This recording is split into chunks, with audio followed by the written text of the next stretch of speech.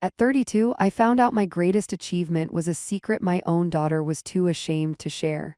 My name is Maya. I am a single mother who worked 2 jobs to put my daughter Lily through college, and she just graduated top of her class in computer science. Our world was small, but it was ours. For the last 5 years, it was a small, ground-floor apartment in a tired-looking brick building owned by a man named Mr. Silas Gable. The paint in the hallway was always peeling, and the front door lock was temperamental, but it was cheap, and it was close to Lily's university. It was our sanctuary. Lily, at 21, was everything I had ever hoped for: smart, kind, and fiercely determined. She had just landed her dream job at a big tech company, a job that would start in just 1 week. We were on the edge of a new life, a life where I wouldn't have to work as a night cleaner at the office complex and a day cashier at the grocery store. A life where Lily wouldn't have to worry about me. I was so proud of her I could burst, but I didn't know she was carrying a secret weight. Mr. Gable was a man who wore expensive suits that never seemed to fit quite right. He was always smiling, a wide, toothy smile that didn't reach his cold, gray eyes. He spoke in a slow, oily voice, and he always called me dear in a way that felt condescending, not kind. He owned a few buildings in our part of the city, and he had a reputation for being a tough but efficient landlord. We paid our rent on time every time, and we kept to ourselves. We thought that was enough. The knock came at 5 minutes past midnight on a Tuesday. It wasn't a friendly knock. It was a hard, rapid pounding that shook the thin door in its frame. My heart leaped into my throat. Lily, who was working late on her laptop, looked at me with wide, frightened eyes. "Who is it?" I called out, my voice trembling slightly. "Silas Gable, open up, Maya." I opened the door to find Mr. Gable standing there, his bulky frame filling the doorway. He wasn't alone. 2 large, silent men in dark jackets stood behind him, their arms crossed. "Mr. Gable, what's going on? Is everything all right?" I asked, pulling my robe tighter. His fake smile was gone. His face was a cold, hard mask. "I'm afraid not. The building has been condemned for immediate emergency repairs. A severe electrical fault in the walls. It's a death trap. You have 1 hour to pack your essentials and get out." The air left my lungs. "What, 1 hour? That's impossible. What emergency? We haven't had any problems." "It's in the wiring behind the walls. You wouldn't see it," he said smoothly, his voice devoid of any warmth. "The city inspector just left. It's official. Now pack your things. My associates here will assist you." One of the men took a step forward. I instinctively stepped back, pulling Lily behind me. "Show me the notice," I demanded, my voice gaining a strength I didn't feel. "From the city, show it to me." Mr. Gable's eyes narrowed. "I don't have to show you anything, dear. I'm the landlord, and I'm telling you the building is unsafe. You have to leave, now." It was then that I saw the truth in his eyes. This wasn't about electrical faults. This was about greed. Lily's new job meant our neighborhood was suddenly becoming trendy. New coffee shops, new businesses. He could get triple the rent from someone else.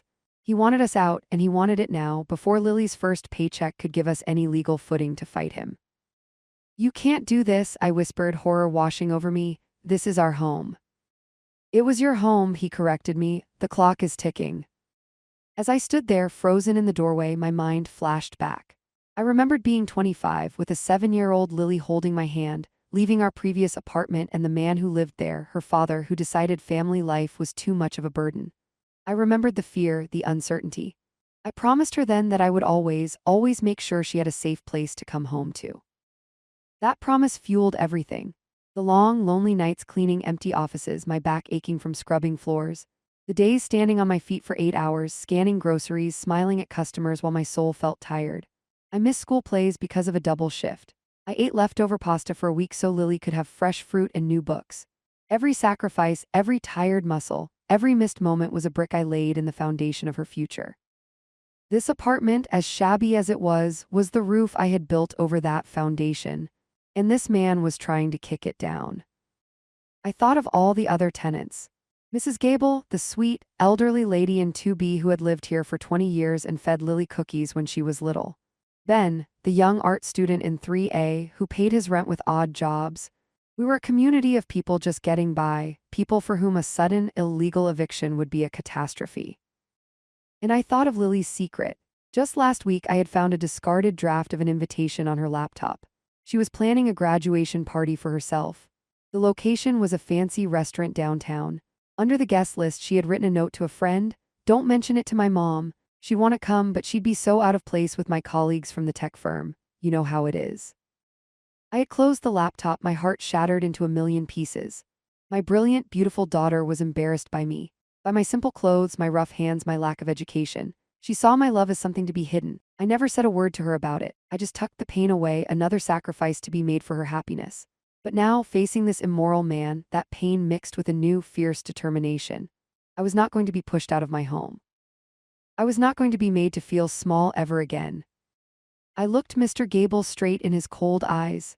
The fear was still there, buzzing under my skin, but it was now drowned out by a roaring, righteous anger. No, I said, my voice was quiet but firm. He blinked. Excuse me. I said, no, we are not leaving. You have given us no legal notice. You have no city order to show me. This is an illegal eviction, and if you or your friends try to force us, I will call the police. For a second, he was stunned into silence. Then his face turned a blotchy red. You stupid woman, he hissed, losing all pretense of civility. You have no idea who you're dealing with. This isn't a request. It's an order. Get out. One of the men moved towards the door. I didn't flinch. I held up my phone, my thumb hovering over the call button. The first one of you who steps over this threshold, I am dialing 911. Then I will call the local news channel. I'm sure they'd love a story about a landlord throwing a mother and her daughter out on the street at midnight. Mr. Gable stared at me, his jaw working. He was calculating the risk. A physical altercation and a police report would cause him more trouble than it was worth. He held up a hand, stopping his enforcer. Fine, he spat. You think you're so clever? We'll do this the hard way. I'm cutting the power and water to this unit first thing in the morning. You'll change your mind soon enough when you're sitting in the dark and can't flush the toilet. With a final, venomous glare, he turned and stalked down the hall, his two thugs following him. I shut the door, my hands shaking so badly I could barely turn the lock. I leaned against the door, my legs feeling like jelly. Mom, Lily's voice was small and scared. What are we going to do? I looked at my daughter, my brilliant, tech-savvy daughter who was embarrassed by me, and I knew. I was not just fighting for our home. I was fighting for my place in her world. I was fighting to show her that my kind of strength, the quiet, enduring kind, was just as powerful as any diploma or fancy job. We're not just going to fight him, Lily, I said, my voice steady now, filled with a purpose I hadn't felt in years. We're going to break him, and we're going to do it before his deadline tomorrow night. We didn't sleep. We made a pot of strong coffee on our gas stove, which Mr. Gable thankfully couldn't cut off, and got to work. This was where Lily's world and mine collided in the most beautiful way. Okay, Mom, Lily said, her fingers flying across her laptop keyboard. He's a bully, and bullies are lazy. They leave digital footprints. If he's doing this to us, he's done it to others. We need data. My job was the ground game. While Lily dove into the deep web of public property records, business registrations, and tenant forums, I made phone calls. I started with Mrs. Gable. She was terrified, but when I explained what had happened, her fear turned to anger. She told me about a friend of hers who had been forced out of another of Gable's buildings 6 months ago in the middle of the night with a similar story about gas leaks. I called Ben, the art student. He was furious and ready for a fight. He had a friend who was a paralegal and promised to get us some basic legal information on tenant rights by morning. By 3 a.m., we had a list of 4 other properties owned by Silas Gable under different company names, names that were hard to trace back to him directly. Lily found them by cross-referencing tax records with his home address. Look at this, Mom, she said, her eyes gleaming with the thrill of the hunt. This company, Pineview Holdings, owns the building on 4th Street. But the registered agent is a Franklin Moss. I did a search. Franklin Moss is his brother-in-law. It was a shell game. He was hiding his ownership to avoid scrutiny. At 6 a.m., the power went out just as he had promised. The hum of the refrigerator died and the lights went off. An hour later, the water stopped running. It was an intimidation tactic, but for us, it was just fuel for the fire. I took a notepad and pen, old-school technology, and Lily and I went door to door in our building. We rallied the tenants. We told them what Gable had done and what he was planning for all of them. The fear was palpable, but so was the collective anger. We formed a tenant union on the spot, right there in the dim hallway, with Ben taking notes on his phone. Then Mrs. Gable gave us the key piece of the puzzle. "You know," she said, lowering her voice, "about 10 years ago, before Silas took over from his father, there was a big fire in the basement. The old landlord, Mr. Gable Sr., he always said the insurance company never paid out because of some building code violations. Something about the basement being illegally converted into apartments." Lily and I looked at each other. The basement? Our building didn't have a basement listed on any floor plan. It was just a locked door next to the laundry room, a door I had never thought twice about. Ben, with his artist's clever hands, managed to pick the lock on the basement door later that morning. What we found was shocking. It wasn't a basement. It was a warren of small, windowless rooms, each with a makeshift bed, a hot plate, and a lock on the door. There were at least 6 tiny units down there, all occupied. The people living there were recent immigrants, their faces etched with fear when they saw us. One man, who introduced himself as Sam, cautiously spoke to us. He told us they all paid cash to a man who worked for Mr. Gable. They had no leases, no rights, and they lived in constant fear of being reported. The wiring was a tangled, exposed mess, and the only fire exit was blocked by boxes. This was the severe electrical fault Gable had lied about. He wasn't worried about our safety. He was terrified an inspector would find his illegal death trap rental units. We had him, we had the whole rotten scheme. The final piece fell into place just after noon. Lily, using a tenant rights forum, connected with a former city housing inspector named Arthur. She video called him and, with me and the other tenants gathered around, explained the situation. Arthur's face grew grim as we described the basement. "That's not just an illegal eviction," he said. "That's fraud, tax evasion, and a massive life safety violation. He's endangering lives, but you need proof that ties him directly to it. Cash payments to a middleman won't be enough for the district attorney." That's when I had my idea. It was risky, but it was our only shot. I called Mr. Gable's phone. I made my voice sound weak, defeated. "Mr. Gable, it's Maya," I said, my voice trembling on purpose. "You win, we'll go, but we need our security deposit back to get a new place. Can you come with it in cash? We'll be gone by the time you get here." There was a long, smug silence on the other end. "I knew you'd see reason," he said. "I'll be there in 30 minutes. Lily set up her laptop to record the whole interaction, its battery boosted by a portable power bank. Ben and another tenant hid in the hallway, ready to be witnesses. We were laying a trap. When Mr. Gable knocked, his smile was back, whiter and more obnoxious than ever. He held a wad of cash. "Here you go, dear. I knew we could be civil about this," he said, handing me the money. I didn't take it. "Before I do, Mr. Gable, I just have one question. Who collects the rent for the people living in your illegal basement apartments?" His smile vanished, his face went pale. "I don't know what you're talking about." "I think you do," I said, my voice now strong and clear.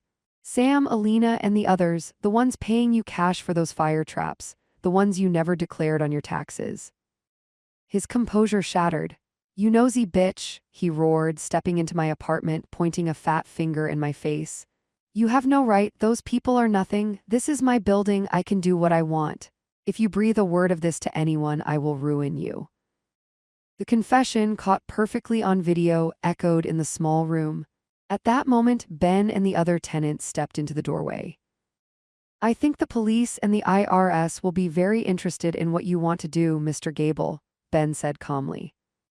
The look on Silas Gable's face was one of pure, unadulterated horror. He had walked right into our trap. We didn't just call the police. We called the city housing authority, the fire department, the local news channel, and the district attorney's office. The evidence we provided, the video, the testimony of the basement tenants, the network of shell companies Lily had mapped out, was an open and shut case. By that evening, Silas Gable was in handcuffs, charged with a long list of crimes including illegal eviction, operating unsafe housing, tax fraud, and intimidation. His entire illegal property network, built over a decade, collapsed in a single day. The news story ran for a week, with headlines praising the tenacious mother and daughter duo who took down a slumlord. Our building was placed under new management, and the new landlord, eager for good press, agreed to all our demands: proper leases, rent control, and a complete professional renovation of the building, starting with the legal and safe conversion of the basement. But the most important change happened in my own home. After the last reporter had left and the chaos had died down, Lily turned to me. Her eyes were filled with tears. "Mom," she began, her voice thick with emotion. "I need to tell you something. I was planning a party, and I didn't invite you. I was so stupid, so ashamed. I thought my new friends and colleagues wouldn't understand you, wouldn't understand us."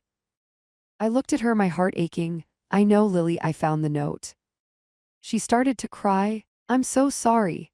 After seeing you today, the way you stood up to him, the way you organized everyone, how smart and brave you were, I've never been more proud of anyone in my life. You're a hero. And I was embarrassed by the most amazing person I know. Can you ever forgive me?"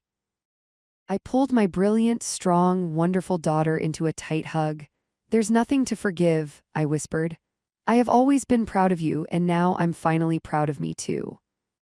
That midnight knock was meant to break us.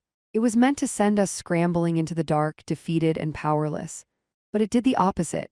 It woke me up. It reminded me that the strength of a mother's love is not a quiet, hidden thing. It is a force that can organize neighbors, outsmart criminals, and teach a daughter the truest meaning of strength. They say you should never judge a book by its cover, but you should also never underestimate the quiet woman in a simple apartment. For you never know what fires she has walked through, what sacrifices she has made, or what fierce power she holds inside, waiting for the right moment to protect her home. Our greatest battles aren't fought in boardrooms or with big words, but in the heart, with love as our weapon and justice as our goal. And no one, no matter how rich or powerful they seem, can ever evict you from your own courage.